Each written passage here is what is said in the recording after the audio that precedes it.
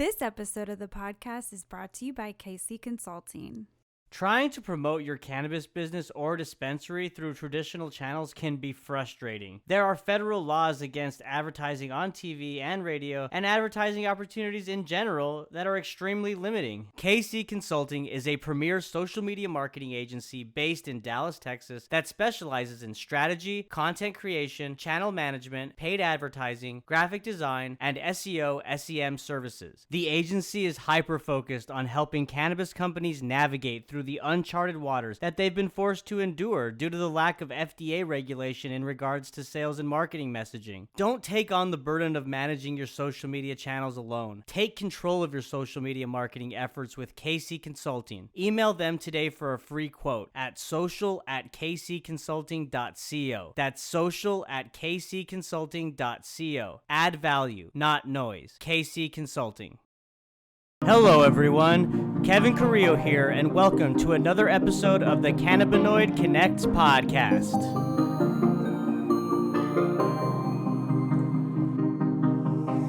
My guest today is Ty Burgess, CEO at One Biosciences.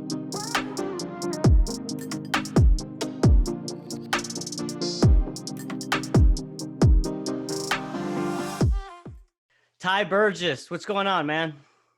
Not a lot. Happy to be here. Thanks for having me. Yes, I'm glad that we were able to make this happen.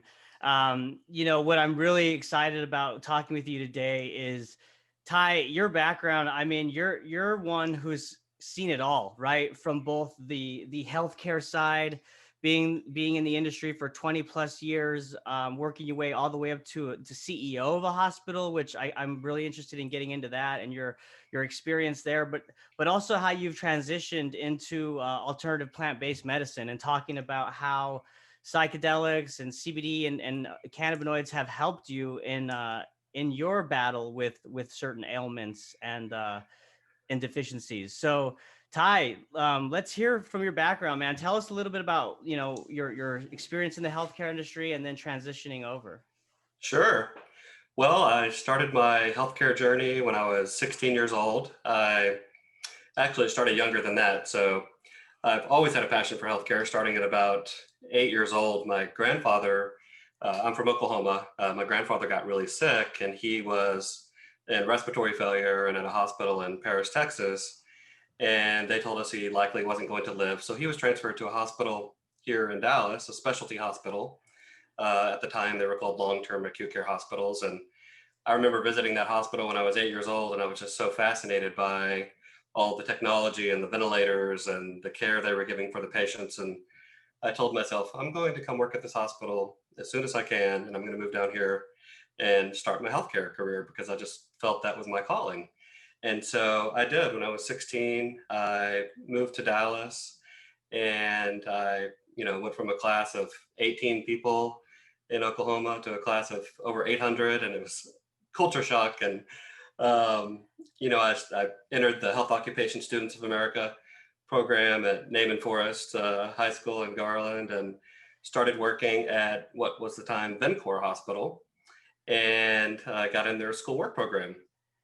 And from there, I started as a operating room orderly, and then I was a unit secretary. And I've just always had a passion for every role I've had in healthcare. And over the course of about 14 years, I was in various roles with, two different companies that specialize in that space. And I worked in business development and administration, and I was a pharmacy technician, and did all of these different things to get the experience of, what it takes to run a hospital. And I set my goal to be a hospital CEO by the time I was 30.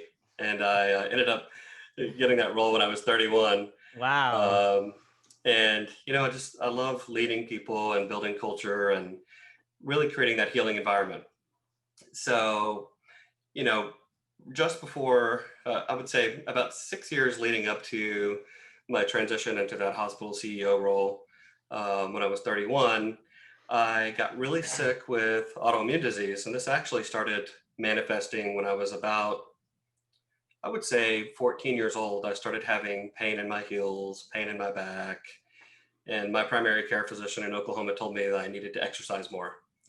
So when I was about 26, 27, I got to the point where I couldn't get out of bed. And it felt like fire in my hips and my knees and my feet. It felt like I was walking on daggers. And so I basically referred myself to a rheumatologist. And the rheumatologist diagnosed me with mixed overlapping spondyloarthropathies, or autoimmune disease, right? So that's the class of diseases that Crohn's disease, rheumatoid arthritis, ankylosing spondylitis falls into. And, And over that. and sorry to pause you, but at the time when you were being diagnosed and you were so young, the doctor, it didn't sound like you had a good handle on what you were going through at all. His recommendation was just exercise, basically. Like, Yeah, at the time, yeah.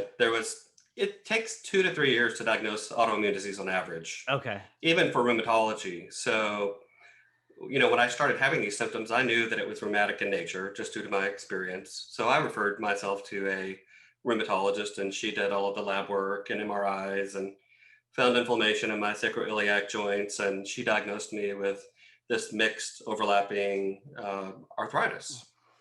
And over the course of those several years, I ended up, and I don't want to create an adversarial relationship with allopathic medicine. Let me just say that up Sure. front. I have a great respect for allopathic medicine. I have many physicians in my family that I greatly respect, and I believe there's a place for it. I respect science. What I want to do is help create this conversation about polarity in medicine, right? Whether it be Eastern, West, or Western medicine, and for all of us to recognize that good medicine is good medicine. It doesn't matter where it comes from. You have good medicine from Eastern medicine and Western medicine, and bad medicine from Eastern and Western medicine. And because of the forces that are at play today, and just follow the money trail, it creates this extreme polarity and this adversarial relationship, which really led me down a path of great suffering and addiction over the course of those many years that I was ill. So I ended up seeing. What specific medications were you on? Well, it started with tramadol and methotrexate, and that didn't do anything. And then we started with hydrocodone, or Norco, Lortab, and then Norco, which is a higher dose of hydrocodone. And that helped for a while. I felt great. I was like, oh, this is a miracle. I feel great. It stimulates your endorphins. My pain was diminished. But the problem with opioids is that they're great for acute pain and for short-term pain. But over time, you stop making your own endorphins, and you get into this cycle of needing more and more and more to achieve the same effect. And that's how addiction starts. And that's what's really misunderstood about addiction, is the actual process of how we get there, right? And it numbs emotional pain. So I had some things from my childhood that I had not dealt with. So it numbed the emotional pain. So I was great, right? For the first, year or so on this therapy. And then I started having increased pain. So they escalated to other opioids. And, over the course of those 6, 7 years, at the end, I was on fentanyl, patch, and OxyContin at the maximum dose that's allowed in Texas. Wow. And the pain doctor told me, well, just whatever you need, let me know, and I'll just prescribe more, until such time that he couldn't, which I was not even aware of. And then he couldn't help me. Well, now you need to go see someone to get off of it. So by that time, I was seeing 8 different specialists. I was on 4 blood pressure medicines. I was on Humira, methotrexate, Keppra for seizures. I have a whole bucket of medication just to remind me of where I came from, right? Right. So tell us, like, as a healthcare professional, 20 years working your way up to CEO, right? Like, and being in that environment, and then being a patient yourself and being prescribed these medicines and going through that, like, what was going through your mind? I'm going to die. Yeah, I'm going to die of an overdose or something like that. This is going to lead me down a path of addiction that will land me on heroin or something, because that craving is so strong that it's undescribable. It is all you think about when you get to those doses of opioids, right? And it's the physically addicting component, right? I mean, your body needs it. It's yearning for it because you've you you put so stop much, making right. You your stop making endorphins. it. Right. Exactly. So it essentially replaces the endorphins in your body, and you stop making your own opioids and other endorphins. And if you don't have, did you know that it's something like 20% of people that are on opioids more than 10 days are on at a year despite the resolution of their acute pain? That's how addictive opioids are. And the largely Purdue Pharmaceuticals and the pharmaceutical industry pushed this curriculum through the AMA and through the Joint Commission to introduce the pain scale, right? And Purdue Pharmaceuticals sent out 25,000 VHS tapes in the early days saying that OxyContin is not addictive and it's the greatest thing since sliced bread, and primary care physicians should be prescribing it. And they were all criminally indicted recently and That's right. said how many $1 billion offshore. So And they were making those deals at strip clubs. I heard some of them. of course they were. Insane. Yeah. I'll tell you, in the early days of healthcare, we used to order everything on the menu before PPS and, all these different anti-kickback and Stark. It was just crazy, but that's the evolution of any industry. And I think we're certainly going through some of that evolution in the cannabinoid space as well, and the plant medicine space. But point being is we need to find a way to um, marry Eastern and Western medicine together in a respectful way and find scientifically validated solutions that work together and better coordinate care, right? So I'm not bashing allopathic medicine at all. I think we need it. There are people that have acute issues and trauma, et cetera. But not every American needs to be on 6+ medications, right? That's right. It's the way in which it's being prescribed, right? I mean, like it's just being kind of handed out like candy, to where we know it's physically addicting and it can harm you if you become addicted to these drugs. And so I think you're Yeah. right in that. Yeah. Go ahead. And if you look at the data around polypharmacy, which is the incidence of, I think it's 5 or 6 or more medications, the mortality and morbidity just goes through the roof, and you end up piling one on top of the other, and then you have lack of coordination of care because of the way practitioners are paid. And again, I have a great respect for practitioners, but there's a certain training and way of doing things that they're taught that should be reserved for acute issues and trauma and things like that. But when it comes to preventative medicine and whole person wellness, which is what we're focusing on as a company, we need true coordination of care. It's not just about the body, it's about the mind, it's about the spirit, it's about balance and being calm, it's about the endocannabinoid system. It all works together.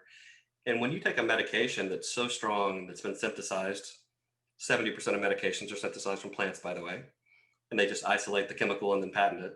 But when you take these medications and you're shoving a certain pathway, something else is going to shift another way. And I call it coming out sideways. Just imagine the pressure on like a disc in your back and then it explodes, right? You can't just shift your body like that. We have to balance the body for it to enable its innate ability to heal. And that's where my mind was kind of blown open when it comes to plant medicines and their ability to heal us both spiritually, emotionally, and physically. And if you want to get into that, I'm happy to tell you kind of what my breaking point was and what that path was. Absolutely. Yeah. Let's dive into that notion of marrying the Eastern and Western medicines. Yeah. And your experience with that.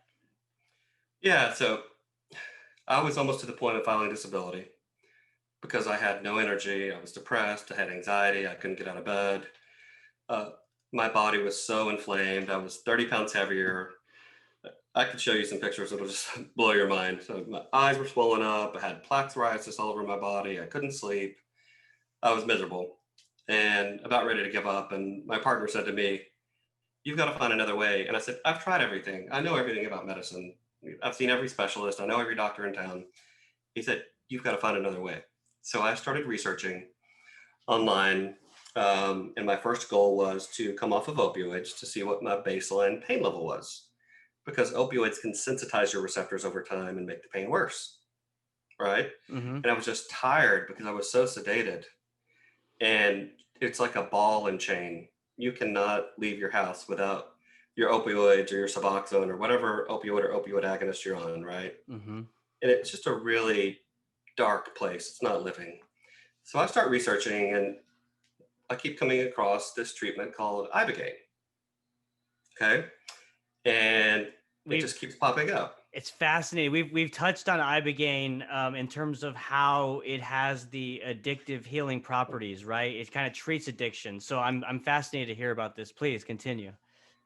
So in the 90s, there was a heroin addict who had a friend who worked in a chemical reference lab, and they had ibogaine. So he gave his friend this ibogaine, and ibogaine is the root of the iboga plant from the Bwiti tribe from South Africa, and they extract this alkaloid called ibogaine. And they either give it just as the ibogaine hydrochloride or the whole plant extract, depending on the journey they're trying to present you with at the treatment center. All psychedelics are illegal in the United States. I'm not going to go into the reasons why. A lot of it has to do with money and control. But I found this treatment center in Tijuana called Crossroads Treatment Center. And it's, at the time, it was ran by some people from San Diego. A physician from San Diego founded it. And it's since been sold, and it's in one of the islands now. But so I called them and talked to them, and they kind of explained to me what it was. But anyway, backing up, this heroin addict took this ibogaine and had like this 12-hour spiritual journey. And he had been on heroin for 20 plus years and immediately came off, no cravings, no withdrawals, and became a crusader for ibogaine and started advocating for research. And we did start research on the island of St. Kitts with, I believe it was from a professor from somewhere in Louisiana, right? And she started studying this, and then her funding got pulled. Go figure that out on your own. I know, right? And there was a lot of promise with LSD and MDMA assisted psychotherapy and psilocybin, and some of those are in phase 2 and 3 clinical trials now. And it's making a resurgence. Right. So psychedelics are coming back around. So I scheduled my week-long journey with Crossroads Treatment Center, and based off that testimonial of that heroin addict, right? You saw that happen. You thought, okay, I'm in. I'm going to try this. Well, I researched for about a month. So that's the first story I came across. And then I read the studies, and I did a lot of research on MAPS, which is the Multidisciplinary Association for Psychedelic Sciences, and talked to a lot of people and talked to the people at the clinic. And I think I paid around $8,500 or something for a week, which is super cheap compared to some of the treatment centers here, which will cost you $40,000 for one round and have less than a 20% success rate. Okay. Right. So I just took a leap of faith and I said, I'm going, otherwise I'm going to die. And so I get there on Sunday. They stabilize you with short acting morphine to keep you from going in withdrawal. And on Wednesday, we go to the clinic, and it's like a big pre-op or PACU area you would see in a hospital. There's 6 beds. They have a crash cart, telemetry. It's right beside legitimate, I think, St. Angelique Hospital. And they have the physicians come over and they do the treatment at night. So they put you in a slight withdrawal, and then they administer the ibogaine, and here you go on this 12, 13-hour journey.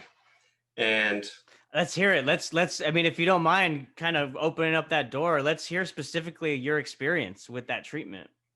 Yeah. So, oh gosh, it's a lot. It's probably one of the deepest experiences, the most life-changing experience I've had in my life. And it's definitely a very ancient tribal medicine, right? And it's been used for thousands of years. So they give it to you in a capsule, and it takes about an hour to onset. And they said, you'll hear this buzzing in your ears, and it'll sound like beehives. And I started to hear that. So they have this music that, is custom for the ceremony, and lights, and they're there to support you. And of course you throw up and purge like you do with a lot of psychedelics. And so this starts to set in, and I'm in the bed, and I'm like, this is really intense. And I hear this like buzzing in my ears, and it just gets stronger and stronger and stronger. And I have this realization that this is my life force connection to divine, to all energy, right? Mm-hmm. And it's just this constant buzzing, and I felt it in the center of my back behind my heart.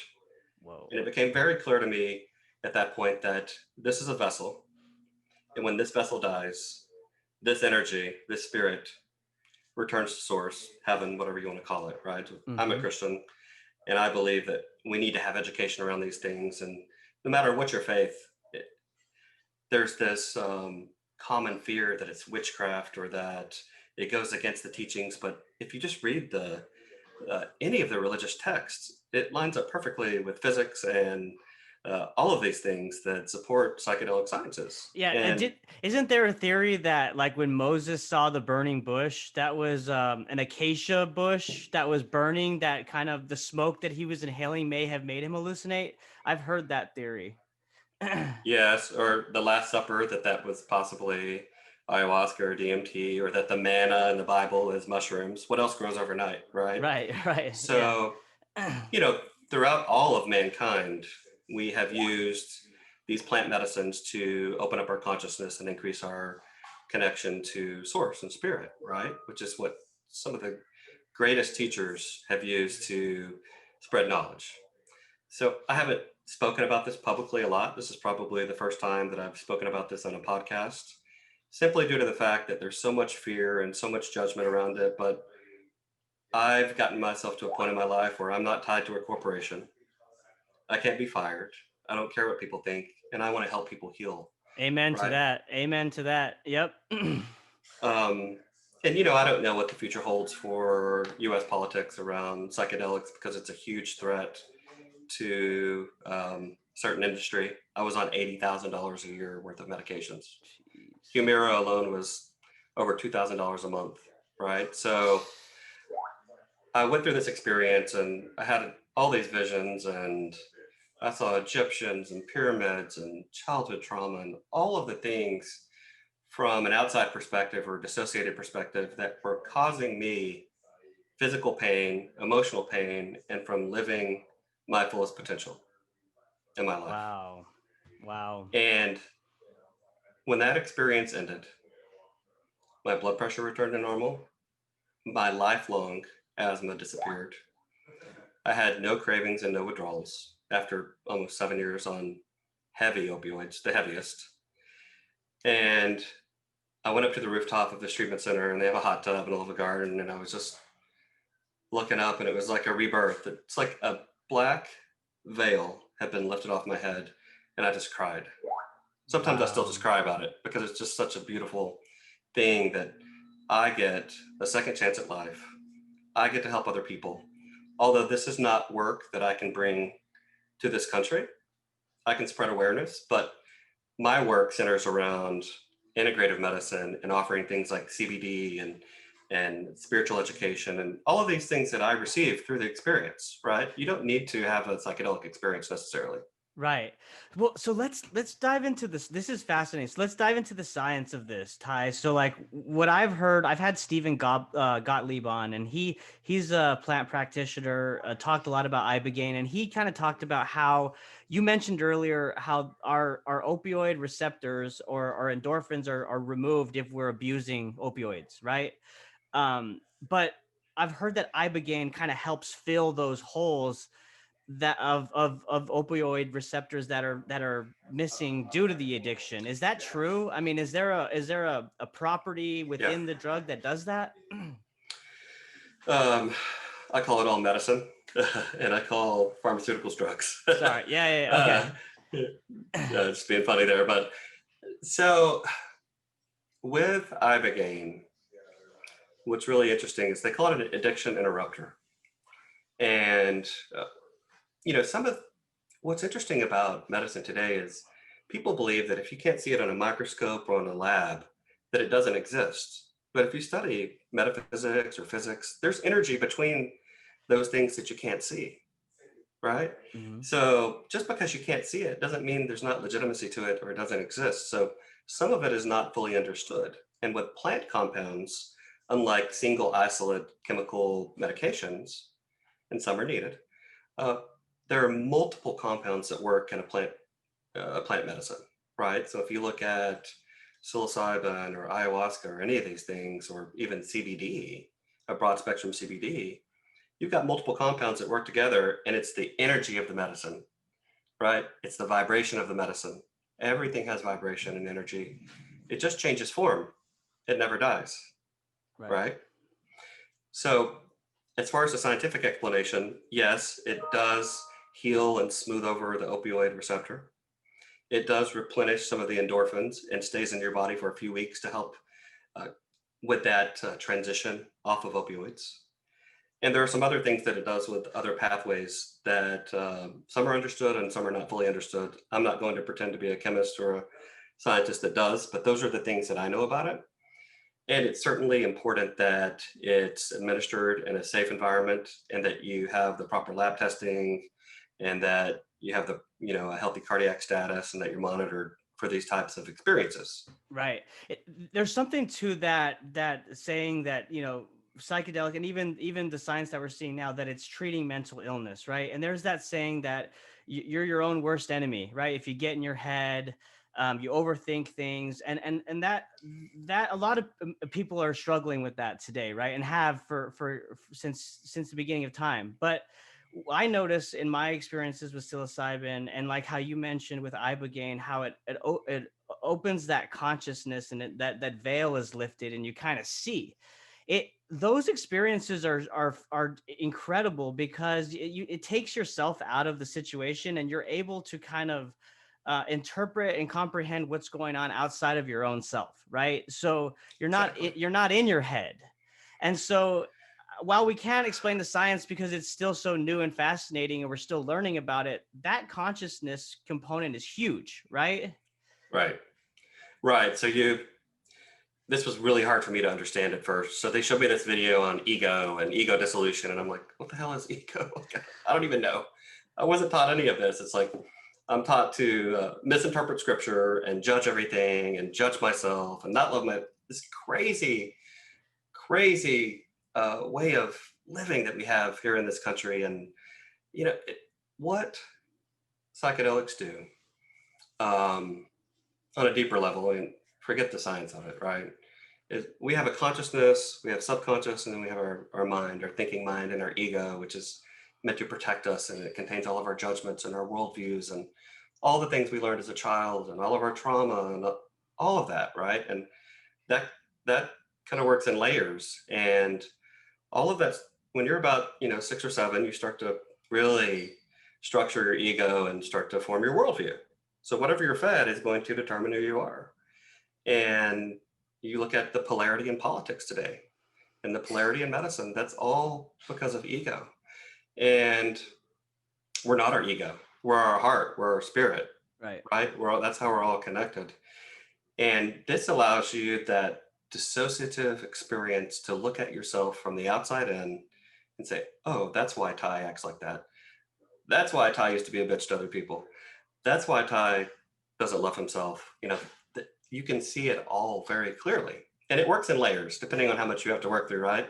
So if you look at like DMT, for example, which is in ayahuasca and 5-MeO DMT, which comes from the Sonoran Desert toad frog, and all these medicines. 5-MeO DMT is what's released by your pineal gland when you're born, when you die, and small amounts when you have an orgasm, which is a spiritual experience, right? So it's about removing yourself from the ego and seeing the ego and letting some of that die and let the things die that don't serve you. Plant medicine work is not fun. It's work, right? So I've had people and even some family members that they're just getting high or things like that. No, I'm not. I'm working on myself so that I can love myself and love other people and really step into my purpose. And we've had access to all of these things until the last 100 years Right. in this country. And that's the path we've gone down that has led to so much destruction and illness, is our move away from spirituality and connection to God, source, whoever you worship. It's all the same, right? And into this egocentrical, selfish view of ourselves.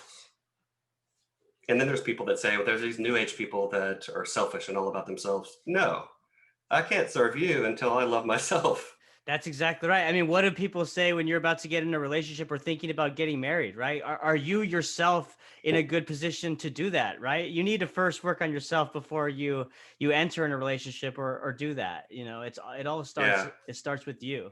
So I totally get that. Um, Yeah. Are you surprised at how quickly psychedelics are being embraced within the health and mental wellness community as opposed to cannabis, which of course we're seeing more public support, but it seems like psychedelics are just moving so much more faster in such a short amount of time. Yeah. Let me just preface this by saying that we need to have a proper regulatory structure in place to support the safe use of psychedelics and plant medicines. There are people that have pre-existing diagnoses such as schizophrenia or bipolar disorder that have no business taking psychedelics because it will trigger them. They'll be very sick. What we need less ego and more truth into the things that work. But we have so many competing interests around money that it makes it hard in our healthcare system. And I'm not advocating social medicine or anything like that, but our healthcare system is so centered around financial triage of the patient. Right. That's what made me really sick about at the end when I started to see all this is like, this patient can stay because they have good insurance, but this one you need to have a discussion with them about hospice because their benefits are running out. And I felt like I was just helping people at the end of their life instead of in their life where they can live their maximum potential. So we need this legal framework, and doctors are frustrated. They are, even though really all they have is procedures and prescriptions Right. based on the way they're paid. And they don't want that. They want more interaction with their patients, right? And you're seeing ketamine clinics open for off-label use for treatment-resistant depression and suicidality. So that's a great start. And there's a lot of companies and even public companies that are starting to invest in these psychedelic sciences and have a relationship with a few of those founders. And so they're entering the market with ketamine and waiting on legalization of MDMA and LSD and other psychedelics. I think the most important thing is that we need a better understanding of it as a collective. We need less judgment and more communication with one another. And we need good pre-integration, someone to guide during the journey, and post-integration, because it's so much information that you're receiving from your consciousness and so much truth that you're receiving that it's the work that comes after. Right. Yeah. It's overwhelming, right? And if you don't have some kind of guide or someone who has experience with this medicine, it could be a big burden to take on, right? It can, and it can lead to problems for people if they don't have that resource. So with Crossroads, I had a month of post integration. I did a lot of my own integration. I would go on the patio every night and just cry tears of joy that I was free of this illness, right? And then like trying to figure out what is my path and what am I supposed to do, and like really just starting to feel from my heart and not from my starting to feel to heal. Right. Right. Which is what led me down this path. Well, so after your treatment at Crossroads, was there any other further treatment that you did, or was it a one-time thing where it was like that and it just helped you? Yeah. So during that week, I also did 5-MeO DMT, also called Toad, or the God molecule, or the spirit molecule, what I mentioned earlier, which is released by your pineal gland. And that was just a mind-blowing experience where I went through a complete shedding and release of the ego and all of that pain. It was like an elephant was lifted off my chest. And was that experience different than the Ibogaine? Very. Yeah. So this experience was like a true death experience. So it was a preview of death. So I had no idea what I was in store for. They just said it's the cherry on top.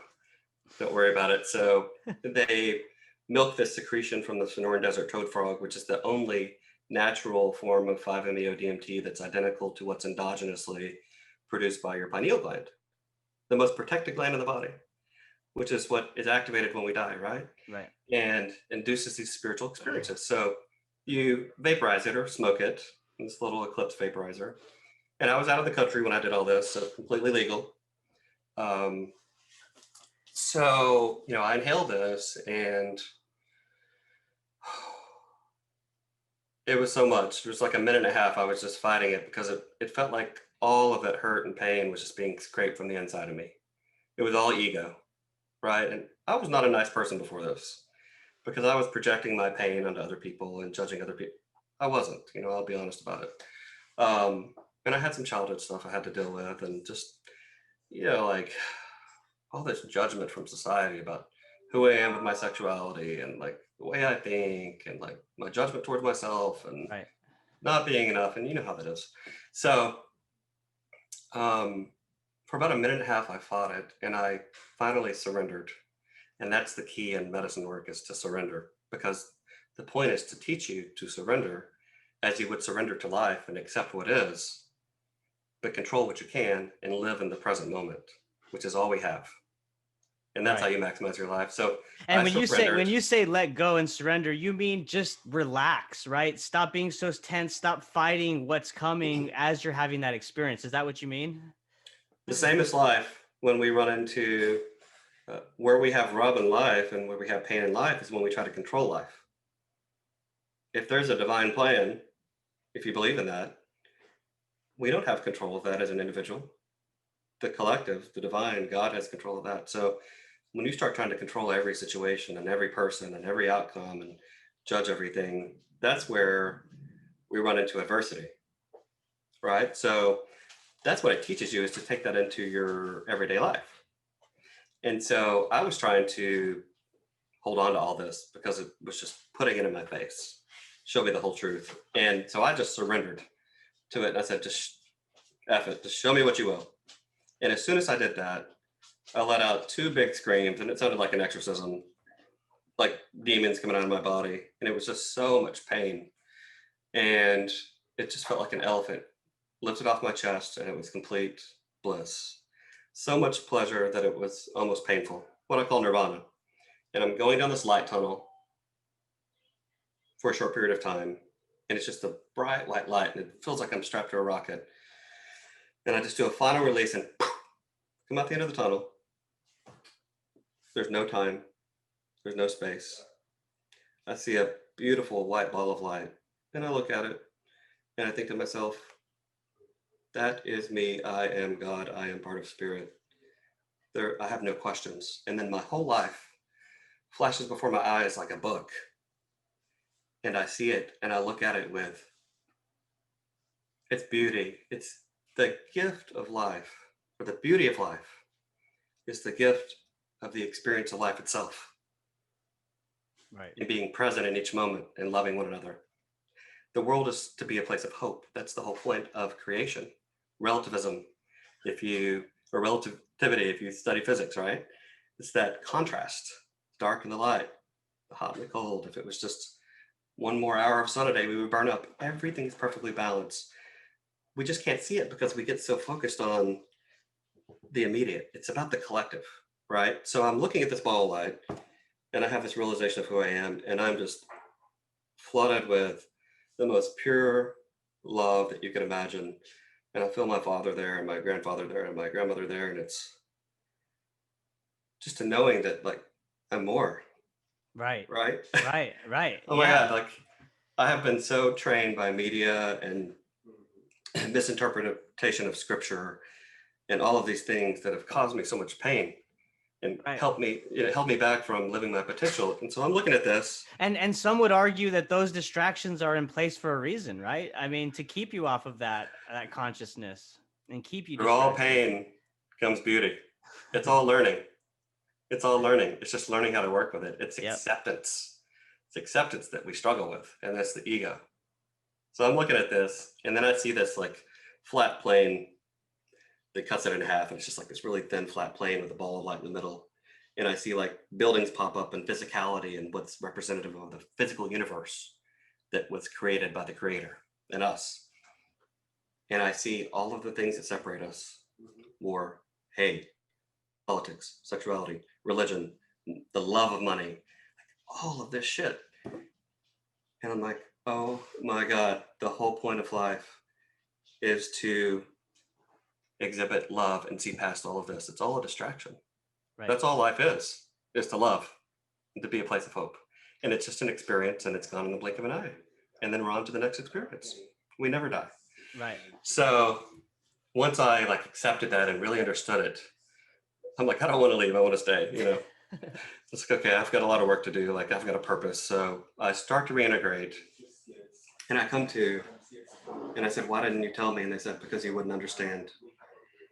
And I kicked and screamed for about 10 minutes because I was so angry that I had been through so much pain in my life. And it was so simple. The answer was right in front of me, but I was so clouded and distracted by all of these things that I mentioned. And I just screamed it all out. And then for about 10 minutes, I just cried tears of joy and continued to have so much gratitude for life and love for people. And I went and sat by the ocean and just stared at the ocean for a few hours, and then journaled about it and continued to bring this into my everyday life. And it changed my life, and each plant medicine has a different energy and kind of a different purpose, but it's all getting you to the same truth, right? So even in like psilocybin journeys that occur in a country where it's legal, even in those journeys, the visuals, it's all teaching you, but it's kind of noise. There's only one truth. There's only one truth, and that truth is love. Right. So you're saying with psilocybin, there's say that again, that it there's more noise with psilocybin as opposed to ibogaine and DMT. A DMT gets you there quickly if it's 5-MeO DMT. DMT with ayahuasca, it's more of that journey. What I'm saying is the visuals that you get. Right, yeah. I consider that noise. Okay. Right. It's about listening with your heart. I see what you're saying. Right. Because a lot of people who are first timers with psilocybin and whatnot, they kind of focus on the visuals and what they're kind of seeing, whereas it's really what you're experiencing through your consciousness and your feeling, right? That's only one part of the experience. It's not all of it. Right. And it may not make sense at the moment, right? But it's about letting go and letting God. What I've noticed in my experience with psilocybin when I see visuals is how like you talked about how we're all kind of connected, and you kind of feel the energy of every organism that's living there. You know what I mean? Whether you're outside and there's grass or there's trees, or you just feel this sense of connection with the living world, right? Yeah, and I think a lot of the fear with like religion, for example, is there's this fear of worshiping false idols, or even says in the Bible, only worship God, not God's creation. I'm not worshiping God's creation. I'm appreciating the beauty of God's creation. So if you see me standing next to a tree, touching it, I'm feeling its energy and appreciating that gift from God, right? So right. I don't want to get that confused, but everything has energy. And when you have these experiences, you can feel that energy and everything. Everything has a vibration, even with us, to heal your body, just to open up the energy channels and to raise your vibration to match where you want to be. And you will heal yourself from right. chronic disease. And we can do that through non-psychedelic remedies, right? Be careful what I say with the FDA. But, if we could just get everyone to use CBD and meditate and clean up their diet and heal their gut, imagine the healing we could have just from those things. So I'm not advocating that everyone go down this path. I'm just sharing my experience that I had in a country where it was legal. But what I am advocating for people to do is to lower the judgment, open up your mind, and for Western practitioners to open up their mind, right? I was trained for years that this is the only way to do medicine. And, that separation occurred a long time ago where we had the separation of Eastern and Western medicine and the schools split off, right? Never should have happened. Like I said before, there will be a day when good medicine is just good medicine. And we just need more research and regulation and framework around these things in order to use them on a widespread scale. But today, CBD is available. The endocannabinoid system regulates homeostasis in the whole body. That's what controls communication between different body systems too. Mm-hmm. So when people become imbalanced due to diet and stress and poor sleep hygiene and toxins in the environment, that can become imbalanced. I have to speak about this in general terms. And if we can help support that by adding back in cannabinoids, which your body's supposed to make, you can balance that out. Right? So there's very simple things you can do.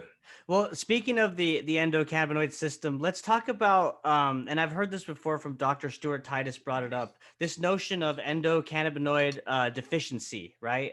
And let's talk about the reality of that and the importance of ensuring that our body is regularly consuming these cannabinoids.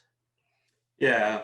So endocannabinoid deficiency, is a recent theory, and I certainly believe in it based on the results we're seeing with patients. Unfortunately, I can't talk about some of those results that we're seeing with patients that have some of these chronic issues, right? But I've seen some miraculous things happen just with the use of CBD. So I believe in my heart, just based on the results I'm seeing, that that deficiency does occur based on our diet and lack of exercise and stress. The environment we live in today, all of this social media, all this judgment, all of this hate, all this Terrible division, fast food everywhere. Yeah, all of it. Yeah. no nutrition, just calories, Right. all these preserved foods, of course you're going to become imbalanced. And 90% of your neurotransmitters are in your gut. So what are you going to have? You're going to have stress. And that's all I can call it on this video, is stress. There are other names for it, medical names, but it's going to cause stress. And stress leads to inflammatory process, which leads to manifestation of almost all chronic disease, which cost us $3.5 trillion a year in this country, and is the burden of most of our healthcare costs to individuals, employers, and others. So if we can address stress just through the use of cannabinoid addition in diet, and maybe starting with meditation, imagine the change we can make in the world. And we're already seeing that with the people that we serve today. So, I'm trying to create legitimacy in this space and create respectful conversation in this space and not shut each other down, because I respect everyone that wants to help people heal. It doesn't matter what you call yourself. Right. In your position as the CEO at One Biosciences, and I know y'all just launched your direct consumer brand, One CBD, in January of 2019. Congratulations on that. Thank you. Yeah. Do you feel a sense of frustration with the lack of FDA consumer oversight in the CBD space? We want regulation. Right. We want to push out the companies making claims that are not legitimate. We want to have standards around manufacturing and processing. We want GMP certification. We want lab testing. All of the things that we already do, we self-regulate. So when you choose a company, you need to choose a company that does those things, like One CBD or One Biosciences. So we're asking for that, but who's in the ear of the FDA? Pharma. And what does CBD threaten? Pharma. Right? So, and they're trying to find their way in with Epidiolex and these isolates that they can patent. But something has to give, right? Everyone is sick. Something has to give. So we do want that. Are you hopeful that will come anytime soon, like in the next year or two, or when do you expect that to be implemented? I don't know. I don't know if Congress will act before the FDA does, where that regulation will come from. We're doing everything we can to make sure that we're ready, and we've already met those regulations that we foresee. Who knows what they'll pull? But there needs to be some give in the market so that we can at least make some label claims, some structure and function claims, like certain medications and supplements, so that people can make more informed decisions and have safe product to consume. Right. So we want that for sure. And we want to have that symbiotic relationship with the regulatory agencies. But we're kind of developing into more than just CBD. So CBD was our foray into the market to test the demand for these types of products, to get consumer feedback. So our company is One Biosciences, which owns One CBD Products, which is our direct-to-consumer brand. Then we have One Biosciences product, which is our clinical line. And this is for practitioners. Right? For those listening, he's putting it up and showing me the bottle here. And those are just capsules that you ingest, right? Yeah. So our clinical line is nano-emulsified soft gels. So it's predictable dosing. You can give it once daily or twice daily, depending on what you're trying to address. We use a water-soluble nanoemulsion, so you have greater bioavailability. You can give it in a fed or fasting state. So there's science behind all of this. So bringing those scientifically validated products to the market. So we've got those two lines, right? Consumer and practitioner. And we're developing this platform called Hive Wellness, hivewellness.com. We're actually doing a crowdfunding campaign right now as well to fuel the growth of that. And Hive Wellness will be a platform for both practitioners and individuals to access clinically vetted products through our clinical advisory board and our chief medical officer that have information behind them that actually supports them and that makes sense, so that they can recommend products like CBD and other natural products, testing like biome testing and genetic testing, and education that's not available today. Because if you go to the doctor today, you get 15 minutes, maybe a handout, but there needs to be an extension of education to teach people how to create balance in their lives. And that's what we're developing with Hive, and the name is kind of self-explanatory. Right. That's exciting. So when are you expecting the launch of Hive? It'll be about 3 months. We're in the current build-out phase, right? Okay. So we have our clinical advisory panel. We have people that work in artificial intelligence and innovation. So there's a lot of elements to the platform that are proprietary right now, but we're combining both allopathic and Eastern knowledge and technology and artificial intelligence and consumer experience and intelligent design to create this experience that's sticky, that allows people to have one front door for whole person wellness. So I'm not even calling it integrative wellness, it's whole person wellness because it addresses the whole person, right? So we're super excited to show you guys the first release of that in about a month and a half and how it's going to function. And then we'll go to market and sell to practitioners and to patients.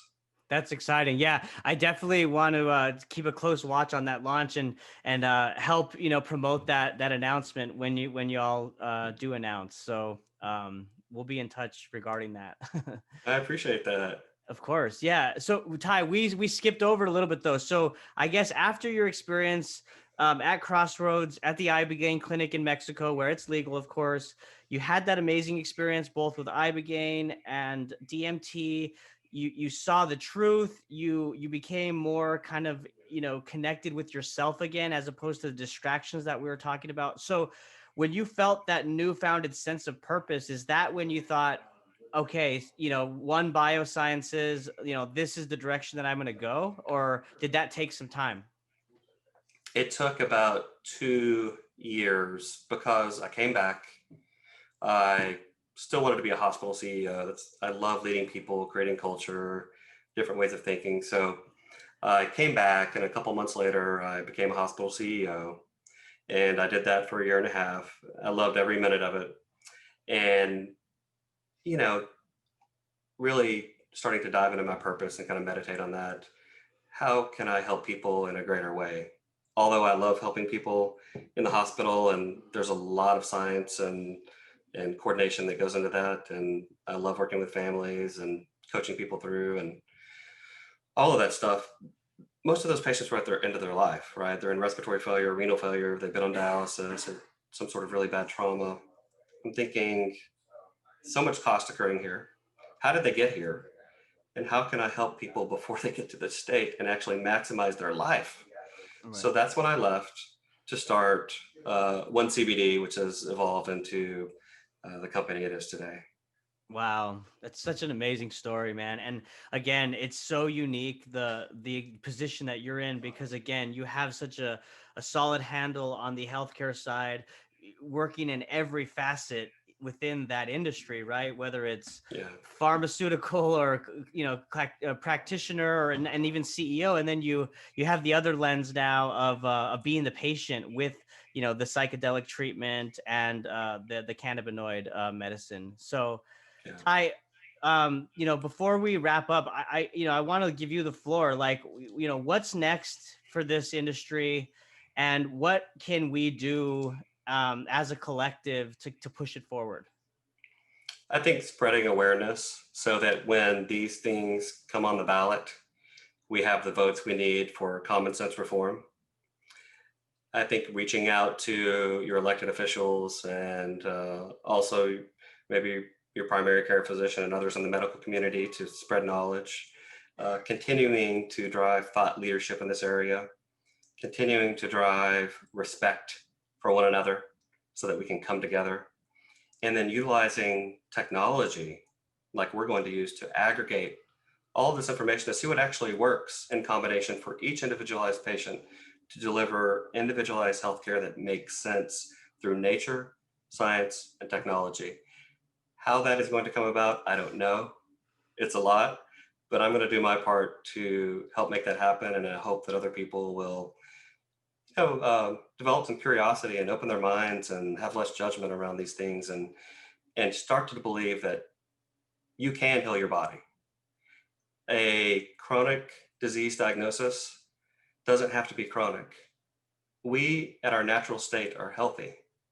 It's removing those obstacles from achieving that innate healing, which is what we need to focus on, and not just trying to treat a pathway or throw a chemical at someone, right? Even though that may be needed for things that can't be treated with natural remedies. It's about creating that balance in life and like decreasing that polarity and lowering the temperature between the people with these discussions, and not making people feel like we're trying to their education, right? My conversations with physicians are so interesting because I find at the end of the day, we want the same thing. It's to help patients, but it's just access to information, which has been suppressed for so long for the sake of greed, power, and control. And I want to go about this in a compliant way that's respectful of the laws of the government. And I want to advocate for change. I want to educate people, and I want to learn. If there's something I need to know, please tell me. Or if I'm off base about something, please tell me. But I think we just need to be really smart and methodical about how we approach health moving forward. And it's time for that shift. You see the renaissance coming with psychedelics alone, but not only that, functional medicine, integrative medicine. And why is it that chiropractors are so against physicians and physicians are so against chiropractors, and people call shamans witches, and it's all of these gifts we're given on earth were from the creator. We need to figure out what we can utilize to maximize our health and stop judging. Right. That's what I'm here to help facilitate. That's very well said, Ty, and I'm going to do my part as well by having experts like you on the podcast to share your knowledge and experience and expertise around these plant medicines, because education is so important at this point. The stigma needs to be removed, and so I really appreciate you coming on and again sharing your knowledge. And but where can people find your website and social media if they'd like to learn more about One CBD products? Sure. It's just one CBD, ONECBD.com. And from that website, you can find information about Hive Wellness or One CBD. If you want to contact us, there's a chat feature on onecbd.com, or you can just send us an email at hello@onecbd.com. Perfect. And Ty, I know that we really, you went deep today and talked about your experience again with Ibogaine and DMT and how it was very life-changing. So I appreciate you sharing that with us. I know that you hadn't done that before, and I know that our audience really appreciated it and got a lot out of it. So I'd love to have you on again to talk more psychedelics as the industry evolves and gets more mature in the new year. So if you'd be open to that, I'd love to have you back. I would love it. I Awesome. appreciate you having me on. Thank you, brother. Yes, absolutely. And thank you all for listening. Bye. Thanks, everyone. Bye.